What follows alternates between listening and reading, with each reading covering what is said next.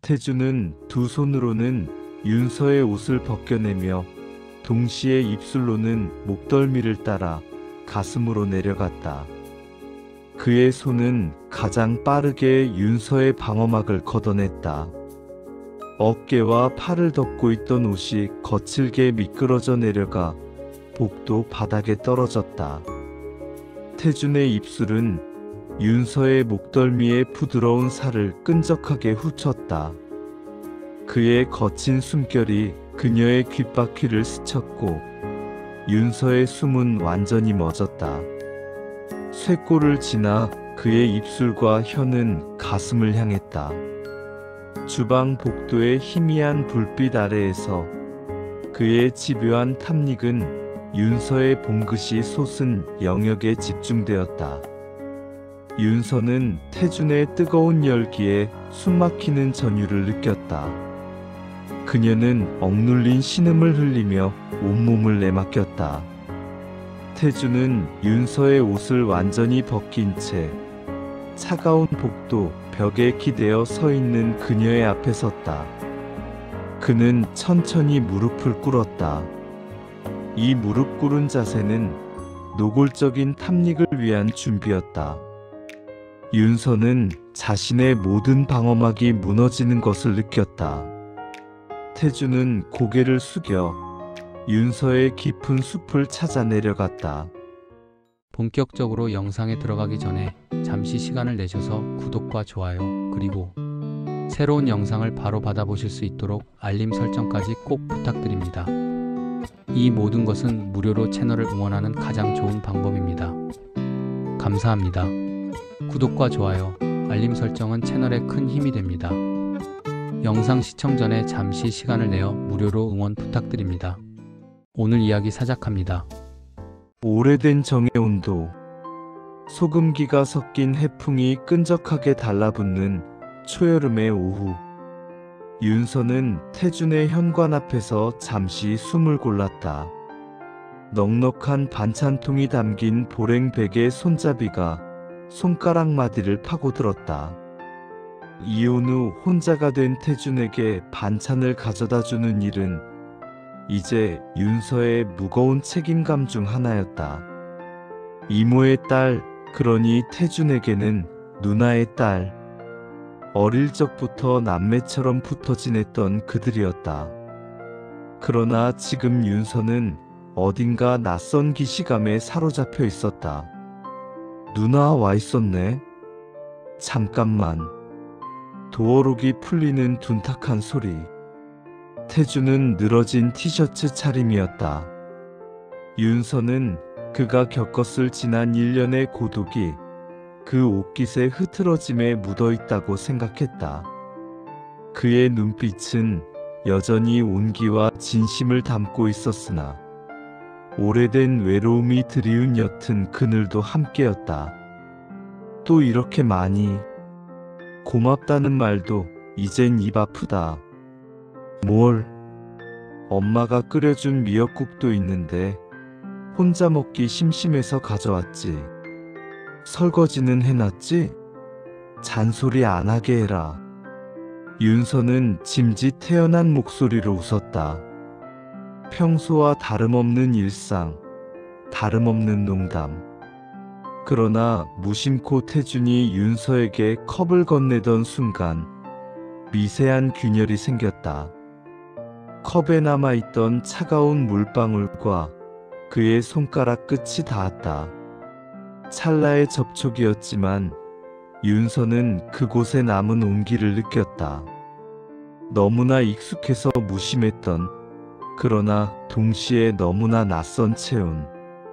태준은 습관처럼 윤서의 어깨를 툭 쳤다.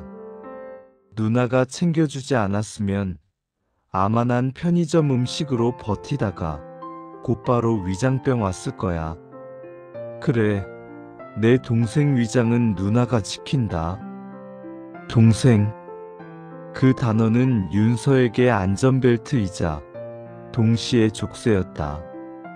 오래된 정은 단단한 돌처럼 그들의 경계를 규정하고 있었다. 남편과의 관계는 무난하고 평탄했지만 정서적인 공허는 오랜 시간 윤서의 내면에 눅진하게 남아 있었다. 파도 없는 바다처럼 잔잔한 그 권태가 태준의 이혼 후 잦아진 왕래와 사소한 접촉 속에서 미세하게 흔들리기 시작했다. 그날은 비가 내렸다. 해안 도시의 비는 소금기를 머금어 짠 냄새가 났다. 윤서가 가져온 새우전과 막걸리를 함께 나누고 있었다. 비 오는 소리 참 좋다. 어릴 때도 그랬는데.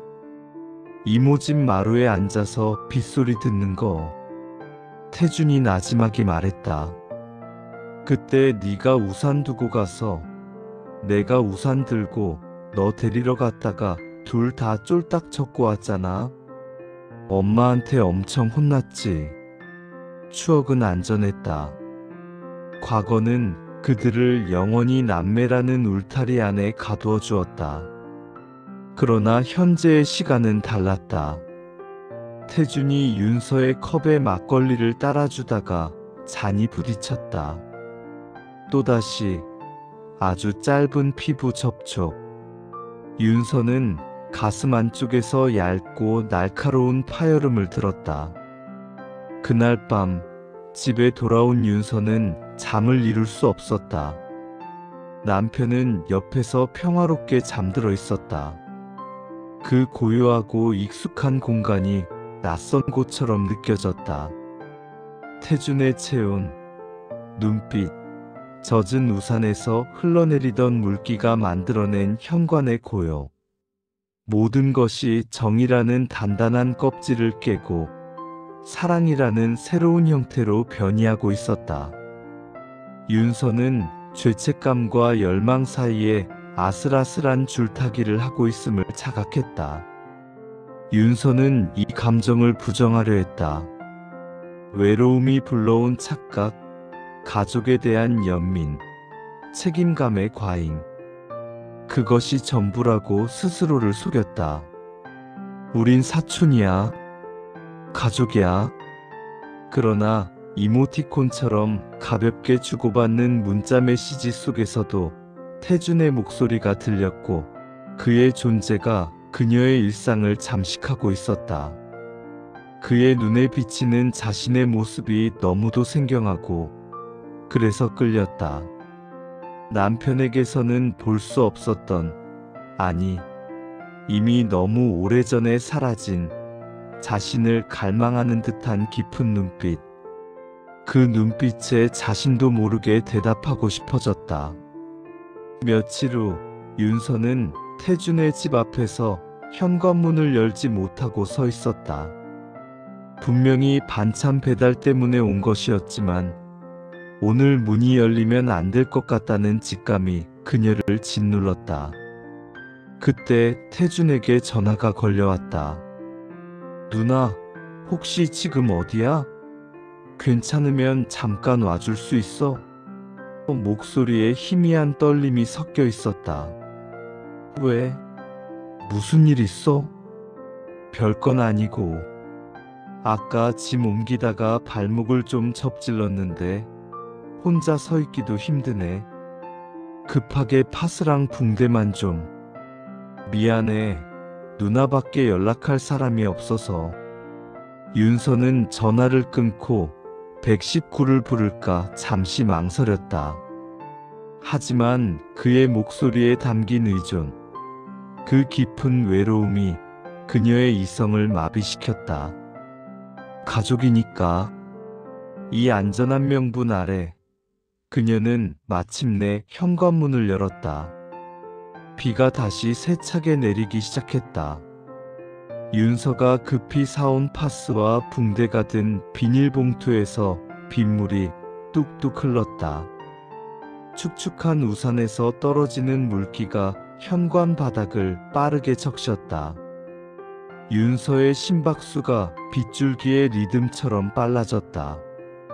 그녀는 이제 돌이킬 수 없는 선을 넘고 있음을 알았다. 이 밤은 그녀가 정이라는 이름으로 포장했던 모든 감정들을 폭로할 도화선이었다. 빗소리는 아직 그들의 숨을 닮아 있었다. 무너진 선, 흔들린 밤. 현관에 내려놓은 우산에서 물기가 뚝뚝 떨어졌다. 윤서의 양말 끝도 빗물에 축축했다. 태주는 소파에 비스듬히 누워 통증을 참는 듯 눈을 감고 있었다. 가까이 다가가자 후끈한 열기가 느껴졌다. 급하게 사온 아이스팩을 수건으로 감싸 발목에 대어주니 그의 입술 사이로 낮은 신음이 새어나왔다. 많이 아파? 병원 가야 하는 거 아니야? 아니, 괜찮아. 잠깐 삐끗한 것뿐이야. 누나 손이 약손이네. 태주는 농담처럼 말했지만 그의 이마에는 식은땀이 맺혀 있었다. 윤서의 차가운 손바닥이 그의 뜨거운 발목 위로 미끄러졌다. 차가움과 뜨거움의 극명한 대비. 윤서는 감각에 집중했다. 파스 냄새가 습한 공기 속으로 날카롭게 퍼졌다. 아이스팩으로 부기를 가라앉힌 후 윤서는 압박 붕대를 꺼냈다.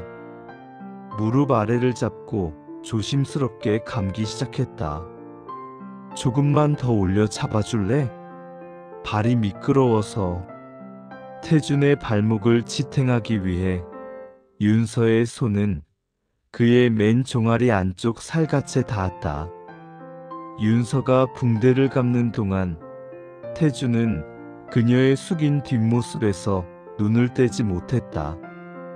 그 시선의 무게가 윤서의 등줄기를 짓눌렀다. 붕대를 다 감은 후 윤서는 고개를 들었다. 두 사람의 눈빛이 충돌했다. 짧은 순간 그들의 시선은 영원처럼 길게 늘어졌다. 빗줄기는 아까보다 굵어져 창문을 세차게 두드리고 있었다. 주변의 모든 소리가 사라지고 오직 빗물 소리만이 두 사람의 고요한 호흡을 감쌌다. 윤서는 급히 시선을 피하려 했지만 그의 눈빛은 도망갈 출구를 허락하지 않았다. 누나, 태준아. 두 사람의 목소리가 동시에 튀어나왔다. 동시에 물러설 준비를 하던 두 사람이 결국 물러서지 못하고 멈춰섰다. 태준이 먼저 떨리는 목소리로 물었다. 나 누나한테 무슨 짓을 할 것 같아? 지금 이 순간에. 윤서는 대답 대신 숨을 참았다. 그녀의 심장이 목구멍까지 치솟아 올랐다. 무슨 짓? 그것은 가족의 정으로는 설명할 수 없는 가장 오래되고 원초적인 열망의 이름이었다. 나도 그래. 윤서는 겨우 두 단어를 토해냈다. 태주는 몸을 일으켰다. 윤서에게 한 걸음. 그녀는 움직이지 않았다. 그녀가 물러서지 않았기에 그는 망설임 없이 다가왔다. 그의 손이 윤서의 뺨을 조심스럽게 감쌌다. 그의 체온이 그녀의 피부에 닿자 윤서는 온몸의 감각이 일제히 깨어나는 것을 느꼈다. 그것은 조심스러웠으나 동시에 걷잡을 수 없는 파도였다. 짠 냄새가 섞인 습한 공기 속에서 서로의 호흡이 얽혔다. 처음에는 망설이던 태준의 떨림이 이내 깊은 확신으로 변했다. 윤서는 눈을 감았다. 그녀의 내면에서 안 되라는 금지의 문구가 바스러지며 이제야라는 해방의 속삭임이 울렸다. 입술이 떨어진 직후 두 사람 사이에는 침묵만이 남았다. 빗줄기가 잠시 소강 상태로 접어들었다가 이내 더 격렬하게 퍼붓기 시작했다. 두 사람의 호흡은 거칠었고 불규칙했다. 태주는 윤서의 눈을 응시했다. 그 눈 속에는 죄책감의 그림자와 함께 너무도 선명한 열망이 담겨 있었다. 빗소리는 아직 그들의 숨을 닮아 있었다. 다음 날 새벽, 윤서는 떠나지 못했다. 태준의 발목 때문에 그녀가 잠시 간이 침대에서 눈을 붙인 탓이었다. 이른 새벽, 그녀는 죄책감에 깨어나 주방으로 향했다. 습관처럼 냉장고를 열어 낯선 공간에서 익숙한 요리를 시작했다. 보글보글 끓는 수프의 김이 주방 창문에 희미하게 김을 서리게 했다. 윤서는 능숙하게 채소를 썰고 있었다. 칼날이 도마를 규칙적으로 두드리는 리듬. 그때 뒤에서 인기척이 느껴졌다. 아침 해주는 거야? 태준이 다가왔다. 목소리는 어젯밤의 격정과는 다르게 조금 잠겨 있었다. 응. 해열제 먹었어? 수프 먹고 다시 자. 윤서는 그를 돌아보지 않고 칼질을 이어갔다. 태준은 그녀의 등 뒤에 바짝 붙어 섰다. 누나, 어젯밤 우리 실수한 거야? 질문은 날카로운 칼날처럼 윤서의 심장을 겨냥했다. 그녀는 칼질을 멈추지 않았다. 그 질문은 대답할 필요가 없어. 우린 그냥 여기서 멈춰야 해. 태준의 팔이 윤서의 허리를 감쌌다. 뜨거운 체온이 그녀의 등 전체로 스며들었다. 그녀는 그의 품 안에 갇혔다. 우린 안 돼. 윤서가 힘겹게 중얼거렸다. 그 말 내가 먼저 100번 했다. 20살부터 수도 없이 되뇌었어. 가족이니까 안 된다고. 그의 목소리가 그녀의 귀를 간지럽혔다. 근데 이젠 더 못 참겠어. 누나가 내 옆에 이렇게 있는데 어떡해. 수프가 끓어오르며 틱하는 가스불 소리가 절제된 대화 사이를 갈랐다. 윤서의 손이 칼을 놓치고 떨렸다. 태준은 그녀의 손 위로 자신의 손을 포겠다. 칼이 멈추고 두 사람의 모든 행위가 멈췄다. 오직 호흡과 체온만이 존재했다. 지금 멈출까? 태준이 다시 한번 물었다. 그것은 합의를 확인하는 마지막 질문이었다. 아니. 윤서는 대답했고 그 순간 금기의 선은 완전히 무너졌다. 격정은 감정에서 시작되었다. 오랜 외로움과 공허가 만들어낸 균열. 그 균열 속으로 서로의 체온이 스며들었다. 윤서는 태준의 어깨를 밀어내려 했지만 그의 열기가 그녀를 완전히 감쌌다. 감각이 폭발했다.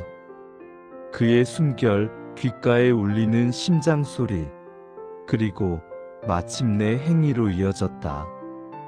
유리컵에 맺힌 물방울처럼 그들의 땀방울이 맺히고 흐트러졌다. 외설적인 어휘는 필요 없었다. 은유와 리듬, 촉감의 대비만으로 그들의 격정은 충분히 고조되었다. 새벽의 찬양은 아침의 커피 향과 섞여 밀려왔다. 윤서는 태준의 집을 나선 후 밀려오는 죄책감에 질식할 것 같았다. 그의 메시지를 의도적으로 피했다. 그러나 그 침묵은 아이러니하게도 그리움을 더 짙게 만들었다. 태준의 온기, 그의 격렬함이 그녀의 피부에 각인되어 사라지지 않았다. 주방의 수프 냄새는 아직 그들의 숨을 닮아 있었다. 일주일간의 침묵 후 태준이 먼저 제안했다. 딱 하루만. 아무도 없는 곳에서. 윤서는 거절할 수 없었다. 그들의 도피는 가까운 해안 도시의 외곽으로 향했다. 차 안은 침묵으로 가득했다. 라디오에서 흘러나오는 느린 재지만이 그들의 격렬한 내면을 대변하는 듯했다. 소금기가 섞인 습한 바람이 차창 틈으로 새어들어왔다. 해변에 도착했을 때 모래는 서늘했고 바람은 옷깃을 파고들었다. 멀리서 부서지는 파도 소리가 귀를 때렸다. 그 소리는 이 관계의 파국을 예고하는 듯했다. 여긴 우리한테 너무 익숙한 곳인데, 윤서가 말했다. 그들이 어릴 적 함께 왔던 곳이었다. 그래서 왔어. 가장 익숙한 곳에서 가장 낯선 짓을 해보고 싶어서. 태주는 윤서에게 다가섰다. 그는 그녀를 망설임 없이 끌어안았다. 윤서의 몸이 그의 체온에 반응하며 가늘게 떨렸다. 모래의 서늘함, 바람의 날카로움, 그리고 태준의 따뜻함. 세 가지 감각이 윤서의 몸을 동시에 자극했다. 나는 내가 뭘 원하고 있는지 알아. 누나도 알잖아. 태준이 그녀의 귓가에 속삭였다. 알아? 그래서 더 도망가고 싶어. 도망가지 마. 그들은 다시 차로 돌아왔다. 해 진녘의 노을이 차창을 붉게 물들였다. 차 안의 공기는 밖의 서늘한 공기와 대비되며 빠르게 데워졌다. 차창에 김서림이 생겼다. 해 진녘의 노을이 차창을 붉게 물들였다. 차 안의 공기는 밖의 서늘한 공기와 대비되며 빠르게 데워졌다. 차창에 김서림이 생겼다. 이 불투명한 막은 세상과 그들을 단절시켰고 둘만의 은밀한 공간을 만들어냈다. 윤서는 조수석에 앉아 있었고 태주는 운전석에 몸을 돌려 그녀를 바라보고 있었다. 태주는 아무런 예고 없이 자신의 입술로 그녀의 입술을 덮쳤다. 그의 뜨거운 열기는 거부할 수 없는 갈망으로 다가왔다. 좁은 차 안은 그들의 얽히는 몸으로 순식간에 꽉 찼다. 태주는 안전벨트와 기어봉 같은 모든 물리적인 방해물을 무시한 채 윤서의 몸을 자신의 쪽으로 끌어당겼다. 윤서는 좌석과 윤호의 단단한 몸 사이에 갇힌 채 어깨와 목선을 타고 내려오는 그의 뜨거운 입술에 숨이 가빠졌다. 차창에 짙게 서린 김은 그들의 거친 숨결과 달아오른 몸의 열기를 그대로 반영했다. 흐릿한 노을빛이 그들의 뒤엉킨 그림자 위로 야릇하게 번졌다. 태주는 키스를 멈추지 않은 채 윤서의 몸을 조수석 등받이에 기대게 했다. 그의 한 손은 윤서의 머리를 잡고 고정했고 다른 손은 그녀의 치마 아래로 파고들었다. 좁은 차 안은 그들의 탐닉을 더욱 창의적이고 노골적으로 만들었다. 태주는 기어봉과 콘솔 박스가 주는 불편한 각도를 이용해 가장 은밀한 영역을 집요하게 자극했다. 그녀는 자신도 모르게 안전벨트 버클을 필사적으로 움켜쥐었다. 차가 흔들리고 시트가 삐걱거리는 소리는 그들의 멈출 수 없는 욕망을 그대로 대변했다. 차창 밖의 노을은 어느새 완전히 어둠으로 바뀌었고 차 안의 희미한 불빛만이 그들의 격정적인 움직임을 비췄다. 태준 더 이상 단순한 탐닉에 만족할 수 없었다. 그는 격렬한 탐닉 중 잠시 몸을 일으켜 세웠다. 그의 거친 숨소리가 차 안을 가득 채웠다. 태주는 자신의 팔을 뻗어 조수석 스위치를 눌러 의자 공간을 최대한 넓게 만들었다. 모터가 윙윙거리는 소리와 함께 시트가 뒤로 최대한 젖혀지고 다리 받침대가 올라왔다. 이 움직임은 잠깐의 멈춤을 만들었지만 이어질 격정을 위한 은밀한 준비였다. 공간이 최대한 넓게 만들어지자 윤호는 더 이상 좁은 공간의 제약에 구애받지 않았다. 그는 다시 윤서의 위로 몸을 숙였고 시트 위에 편안하게 펼쳐진 그녀의 몸을 새로운 공간에서 더욱 집요하게 탐하기 시작했다. 차창의 김서림은 이제 가장 은밀한 침실을 위한 완벽한 장막이 되었다. 확보된 공간은 그들의 탐닉을 더욱 노골적이고 맹렬하게 만들었다.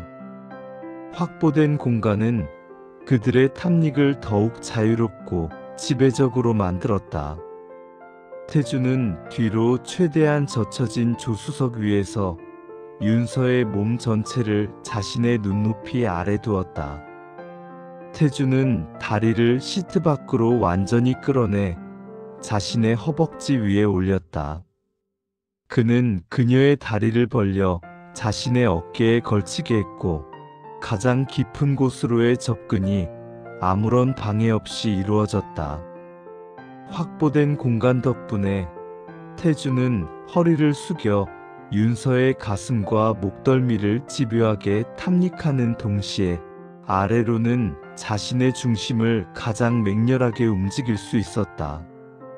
몸의 상하부가 동시에 쾌락에 휩싸였다. 윤호는 시트 위에 안정적으로 펼쳐진 은서의 몸을 이용해 가장 깊고 묵직한 리듬을 이어갔다. 차체가 삐걱거리는 소리가 그들의 압도적인 충돌을 알렸고 차창의 김서림은 그들의 격정적인 숨결로 더욱 짙어졌다. 은서는 차가운 차 안에서 윤호의 열기에 완전히 잠식되었다. 발끝부터 온몸이 뒤틀리는 극한의 쾌락 속에서 그녀는 노골적인 신음으로 응답했다. 태준과 윤서는 마침내 1박을 하기로 한 펜션에 도착했다. 둘만의 완벽한 도피처였다. 창밖으로는 겨울 숲의 고요함이 펼쳐져 있었고 이 단절된 공간은 그들의 격정을 위한 가장 웅장하고 위험한 무대가 되었다. 그들은 펜션에 들어서자마자 침대 대신 거실의 벽난로 앞을 택했다. 장작이 타닥거리는 소리와 벽난로의 붉은 불빛이 유일한 조명이었다. 태주는 윤서를 벽난로의 따뜻한 벽에 기대게 했다. 불빛이 은서의 굴곡진 몸 위로 야릇한 그림자를 드리웠고 윤호는 시각적인 탐닉을 즐겼다. 태주는 무릎을 꿇고 윤서의 치마 아래로 파고들어 불꽃의 열기와 자신의 뜨거운 입김을 가장 은밀한 곳에 동시에 선사했다. 태주는 서두르지 않았다. 그녀의 몸이 불꽃처럼 달아오르기를 기다렸다. 가장 부드러운 허벅지 안쪽부터 은밀한 부위의 중심까지 천천히 은밀하고 집요하게 파고들었다. 윤서는 벽난로의 거친 돌벽을 잡은 채 어서 더 거기 낮고 억눌린 신음을 흘렸다. 장작 타는 소리는 그들의 금지된 열기를 위한 배경음악이 되었다. 벽난로 앞에 탐닉이 극도의 흥분을 안겨준 후 그들은 킹사이즈 침대로 이동했다. 태주는 침대 위에서 속도를 완전히 조절했다. 그는 윤서의 몸 위로 완전히 포개어진 채 무게를 실었다. 시작은 잔인할 만큼 느렸다. 그는 가장 깊은 곳에서 일부러 멈추었다가 아주 미세한 간격으로 다시 움직였다. 이 느린 유인은 윤서의 모든 갈망을 폭발 직전까지 끌어올렸다. 나를 그렇게 보지 마, 제발. 윤서가 흐느끼듯 속삭였다. 그녀의 애원에 대한 응답으로 태주는 마침내 억제했던 모든 힘을 해방시켰다. 그의 단단한 근육은 맹렬하고 멈출 수 없는 리듬으로 바뀌었고 침대는 격렬하게 흔들렸다. 펜션의 고요한 밤 공기는 그들의 격정적인 충돌 소리와 윤서의 비명으로 채워졌다. 그들은 젖은 시트 위에 나란히 누웠다. 장작 타는 소리는 이제 거의 잦아들었고 펜션은 깊은 고요에 잠겼다. 태주는 윤서의 허리를 단단히 끌어안고 그녀의 등 뒤에 자신의 몸을 밀착시켰다. 그의 뜨거운 숨결이 그녀의 목덜미에 닿았다. 그들은 아무 말도 하지 않았다. 그들의 불규칙한 심장 박동과 하나로 섞이는 호흡만이 이 금지된 밤의 가장 솔직한 언어였다. 이 등 뒤에서의 정적인 밀착은 육체의 소유를 넘어선 하나임을 상징했다. 그 순간 두려움과 확신이 동시에 그녀를 덮쳤다. 이 관계는 가족의 정으로도 외로움이 빚어낸 착각으로도 설명될 수 없었다. 태준아. 그녀가 나지막이 그의 이름을 불렀다. 이건 사랑이야. 태준은 아무 말도 하지 못했다. 그저 더 깊이 그녀를 끌어안았다. 미래에 대한 무거운 두려움이 뒤섞였다.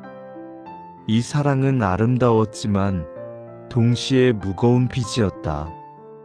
아침 햇살이 겨울 숲의 나뭇가지를 뚫고 펜션 창문을 비추었다. 침실은 새벽의 차가운 공기와 밤새 이어졌던 격정의 잔열이 뒤섞여 있었다. 태주는 윤서가 깨기 전에 먼저 눈을 떴다. 그의 눈빛에는 밤의 열정 대신 일상으로 돌아가야 하는 냉정한 이성이 돌아와 있었다. 그는 조심스럽게 팔을 거두고 침대에서 일어났다. 윤서는 잠결에 태준이 사라진 자리를 본능적으로 더듬었으나 차가운 시트만이 손에 잡혔다. 그녀는 눈을 뜨고 빈 옆자리를 보았을 때 죄책감 없는 자유의 시간이 끝났음을 깨달았다.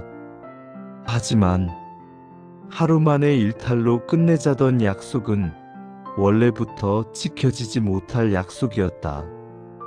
태준이 사촌 누나인 윤서에게 딱 한 번만 일탈을 하자고 제안했을 때 그것은 이미 두 사람의 오랜 금기를 건드린 것이었다.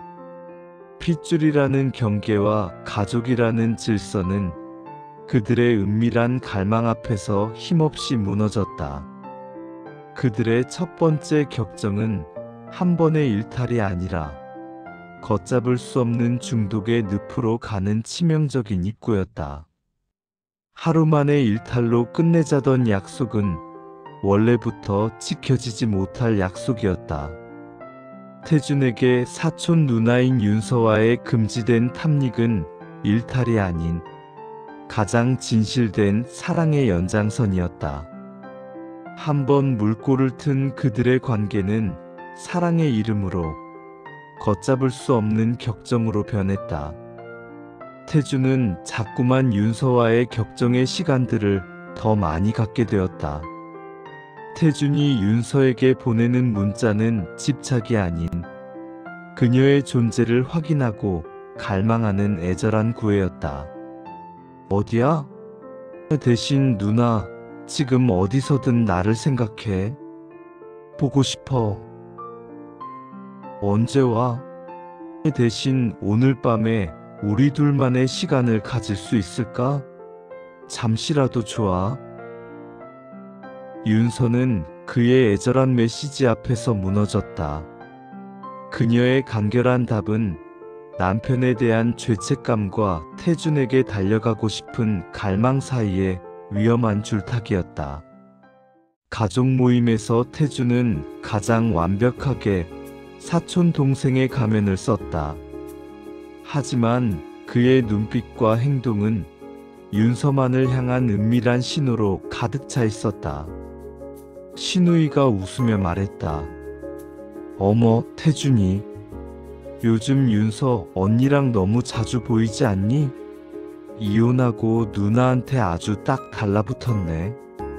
태준의 얼굴은 굳어지는 대신 깊은 만족감으로 미세하게 떨렸다. 그는 테이블 아래로 손을 뻗어 윤서의 무릎을 꽉 움켜쥐었다. 이 강렬한 접촉은 우리의 사랑은 이 자리에 모인 누구도 모르는 가장 진실된 것이라는 은밀한 표시였다. 윤서는 가족들의 시선과 태준의 손에서 전해지는 뜨거운 압력 사이에서 숨막히는 전율을 느꼈다. 가족 모임이 끝나고 윤서가 잠시 주방에 혼자 남았다. 설거지 소리와 희미한 대화 소리만이 집안의 텅 빈 공간을 채우고 있었다. 태준은 그 찰나의 순간을 놓치지 않았다. 그는 느릿하게 걸어와 윤서의 등 뒤에 섰다. 그는 아무 말도 하지 않았다. 대신 가장 부드러운 움직임으로 윤서의 젖은 머리카락을 귓바퀴 뒤로 조심스럽게 쓸어 넘겼다. 그의 손끝이 목덜미의 여린 피부에 닿는 순간 윤서의 몸 전체에 미세한 떨림이 시작되었다. 찬물이 흐르던 싱크대 앞에서 그녀는 자신에게 다가오는 뜨거운 체온에 숨을 멈췄다. 누나. 그의 목소리는 잠결처럼 낮고 서정적이었지만 그 떨림은 가장 격렬한 갈망을 담고 있었다. 아까 우리만 아는 얘기였죠. 그는 신우이의 말을 상기시키며 그들의 비밀이 단순한 일탈이 아님을 다시 한번 맹세했다. 그의 두 손은 윤서의 허리를 부드럽게 감쌌고 주방 조리대의 차가운 대리석과 그의 뜨거운 몸 사이에 윤서가 갇혔다. 오늘 밤은 우리 거예요. 태준은 윤서를 뒤돌아보게 하지 않았다. 대신 자신의 턱을 그녀의 어깨 위에 살포시 대고 귓볼에 느릿하게 입을 맞췄다. 이 은밀하고 부드러운 애무는 가장 서정적인 유혹이었다. 윤서는 주방의 일상적인 소리 속에서 태준의 치명적인 속삭임과 귓볼의 떨림만을 느꼈다. 그녀는 눈을 감고 지금 주방에서 시작된 떨림이 또 다른 새로운 격정의 예고편임을 알았다. 그들은 사람들의 눈을 피해 은밀한 만남을 이어갔다. 윤서는 반찬을 핑계로 일주일에 한두 번 가장 자연스럽게 태준의 집을 찾았다. 이제 보랭백숙의 반찬통 무게는 더 이상 책임감의 상징이 아니었다. 그것은 허락된 만남을 위한 단단한 명분이자 숨겨진 갈망이었다. 어느 화요일 저녁, 현관에 들어설 때의 긴장감은 익숙한 떨림으로 바뀌어 있었다. 윤서는 태준이 받아든 반찬통을 냉장고에 넣는 동안 주방 싱크대 앞에서 그의 뒷모습을 바라보았다. 그의 어깨선, 목덜미의 결, 그 모든 익숙했던 선들이 이제 낯선 열기로 다가왔다. 누나, 와인 한잔 할래? 어머니가 보내신 거. 태준이 냉장고 문을 닫으며 물었다. 그의 눈빛은 이미 그녀의 물음에 답하고 있었다. 너 요즘 술 너무 마시는 거 아니야? 늘 하던 잔소리. 그러나 그 잔소리는 이제 그들의 관계를 덮는 얇은 장막일 뿐이었다. 와인잔 2개가 거실 탁자에 놓였다. 창밖에는 도시의 습한 불빛이 창문을 타고 눅진하게 스며들었다. 첫 잔은 평소처럼 가족과 일상에 대한 이야기로 채워졌다. 두 번째 잔이 비워질 무렵 그들의 대화는 짧아지고 호흡은 길어졌다. 태준이 잔을 내려놓았다. 침묵이 모든 말을 대신했다. 그가 윤서에게 다가섰다. 오늘은 발목도 안 다쳤는데? 윤서가 겨우 중얼거렸다. 다친 곳이 없어도 누나가 필요해. 내 옆에. 그의 손이 윤서의 뺨을 감쌌다. 촉감의 결이 윤서의 내면을 깨웠다. 깊고 조심스러운 입맞춤. 이미 금지된 강을 건넌 자들의 확인이었다. 윤서는 그의 뜨거운 체온에 완전히 몸을 맡겼다. 와인 향과 그의 살냄새가 섞인 숨결이 그녀의 감각을 마비시켰다. 주방으로 이어지는 짧은 복도. 그들은 서로를 붙잡고 벽에 기댔다. 윤서의 등 뒤로 느껴지는 벽의 차가움과 그녀를 감싸는 태준의 뜨거운 열기가 극명하게 대비되었다. 옷깃이 스치고 단추가 풀리는 소리마저 격렬하게 들렸다. 태준은 두 손으로는 윤서의 옷을 벗겨내며 동시에 입술로는 목덜미를 따라 가슴으로 내려갔다. 그의 손은 가장 빠르게 윤서의 방어막을 걷어냈다. 어깨와 팔을 덮고 있던 옷이 거칠게 미끄러져 내려가 복도 바닥에 떨어졌다. 태준의 입술은 윤서의 목덜미의 부드러운 살을 끈적하게 훑었다. 그의 거친 숨결이 그녀의 귓바퀴를 스쳤고 윤서의 숨은 완전히 멎었다. 쇄골을 지나 그의 입술과 혀는 가슴을 향했다. 주방 복도의 희미한 불빛 아래에서 그의 집요한 탐닉은 윤서의 봉긋이 솟은 영역에 집중되었다. 윤서는 태준의 뜨거운 열기에 숨막히는 전율을 느꼈다. 그녀는 억눌린 신음을 흘리며 온몸을 내맡겼다. 태준은 윤서의 옷을 완전히 벗긴 채 차가운 복도 벽에 기대어 서 있는 그녀의 앞에 섰다. 그는 천천히 무릎을 꿇었다. 이 무릎 꿇은 자세는 노골적인 탐닉을 위한 준비였다. 윤서는 자신의 모든 방어막이 무너지는 것을 느꼈다. 태준은 고개를 숙여 윤서의 깊은 숲을 찾아 내려갔다. 그의 뜨거운 입김이 가장 은밀한 영역에 닿는 순간 윤서의 몸 전체에 격렬한 전율이 흘렀다. 태준은 느리고 집요한 혀끝으로 숲의 경계를 더듬었고 그리고 탐욕스럽게 탐닉했다. 윤서는 자신의 몸에서 터져나오는 격렬한 신음을 막지 못했다.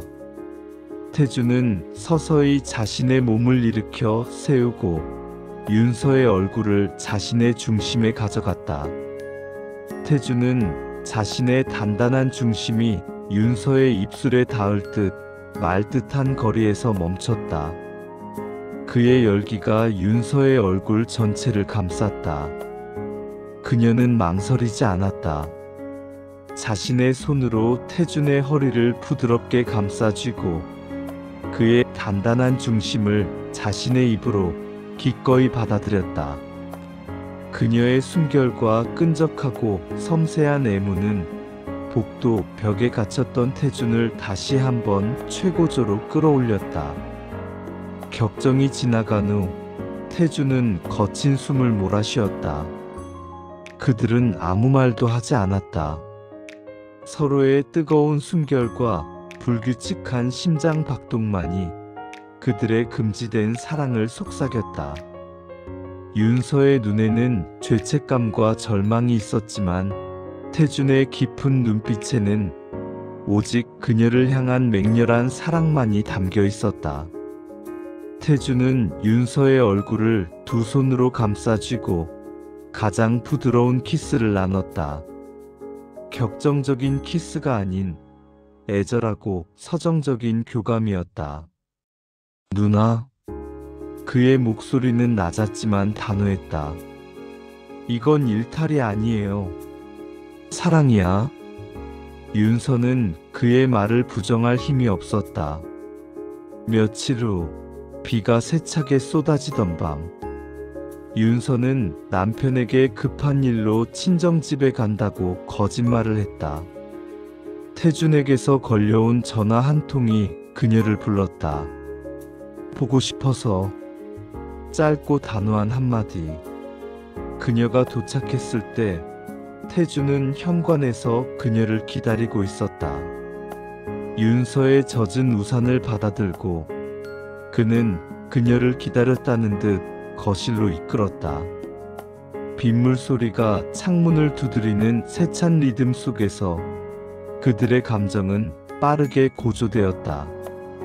이건 멈출 수 없네, 누나. 태준이 중얼거렸다. 그래, 멈추지 말자. 윤서의 목소리는 미약했지만 그 속에는 열망이 담겨 있었다. 그들은 소파에 마주 앉았다. 태준은 젖은 윤서의 머리카락에 손을 뻗어 물기를 털어주었다. 아주 사소한 행동이었지만 그 손길은 가장 깊은 애정의 표현이었다. 윤서는 그의 따뜻한 손바닥이 자신의 머리칼결을 따라 움직이는 것을 느끼며 전율했다. 입맞춤은 곧 격정으로 변했다. 눅진한 빗소리가 감각을 증폭시켰다. 서로의 체온을 확인하듯 그들의 손길은 깊어지고 빨라졌다. 태준은 윤서에게 속삭였다. 후회 안 할 거지? 그녀는 망설임 없이 그의 눈을 바라보며 고개를 끄덕였다. 그 격정 속에서 윤서는 자신의 채워지는 것을 느꼈다. 새벽이 올 때까지 빗줄기의 굵기가 굵어지고 잦아드는 리듬은 그들의 격렬했던 리듬을 닮아 있었다. 하지만 현실에서 마주하는 그들의 관계는 마치 시한폭탄처럼 일상을 위협했다. 사랑은 잘못이 아니야, 태준아. 하지만 누군가의 상처 위에 피어난 우리의 사랑은 잘못일 수 있어. 우린 가족들에게 빚을 지고 있어. 왜 잘못이라고만 생각해? 누나, 난 이 감정 숨기고 싶지 않아. 나는 마음의 준비를 했어. 누나만 결정하면 돼. 태준은 단호했지만 그의 눈은 슬픔으로 일렁였다. 결정할 수 없어. 우린 그러면 안 돼. 그들의 사랑은 격렬했지만 그만큼 두려움도 컸다. 들킬 수 있음의 지속적인 압박은 두 사람의 관계를 심리 스릴러처럼 조여왔다. 윤서는 매일 아침 눈을 뜰 때마다 죄책감과 열망의 교차로에 서 있었다. 들킬 수 있다는 압박은 아직 그들의 숨을 닮아 있었다.